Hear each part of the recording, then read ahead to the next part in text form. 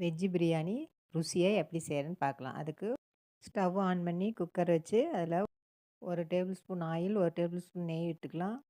பிரியாணி இலை, பட்டை, லவங்கம், கல்பாசி எல்லாம் சேர்த்துக்கலாம். 2 பெரிய வெங்காயம் கட் பண்ணி சேர்த்துக்கலாம். இஞ்சி பூண்டு விழுது சேர்த்துக்கலாம்.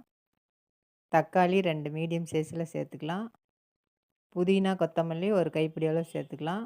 மஞ்சத்தூள் 1/2 டீஸ்பூன், மிளகாத்தூள் 1 1/2 டீஸ்பூன், பிரியாணி மசாலா 1/2 டீஸ்பூன் சேர்த்து நல்லா வதக்கிக்கலாம். தயிர், கெட்டி தயிரை 2 டேபிள் ஸ்பூன் சேர்த்துக்கலாம். கேரட்டு, பீன்ஸு, பச்சை பட்டாணி, மீல் மேக்கர், உருளைக்கிழங்கு எல்லாம் சேர்த்து நல்லா வதக்கிக்கலாம். இப்போ சாப்பாட்டு அரிசி தான் நான் 1/2 மணி நேரம் ஊற வச்சு சேர்த்துருக்கேன். 2 கப்பு அரிசிக்கு 4 கப்பு தண்ணி சேர்த்துருக்கேன். உப்பு சேர்த்துக்கலாம். நல்லா கலந்துவிட்டு மூடி போட்டு 3 விசில் விட்டு எடுத்துக்கலாம். எலுமிச்சம்பழம் 1/2 மூடி பிழிஞ்சு விட்டுக்கலாம். இப்போ கலந்து விட்டுக்கலாம். நம்ம வெஜ்ஜு பிரியாணி ரெடி ஆயிடுச்சு.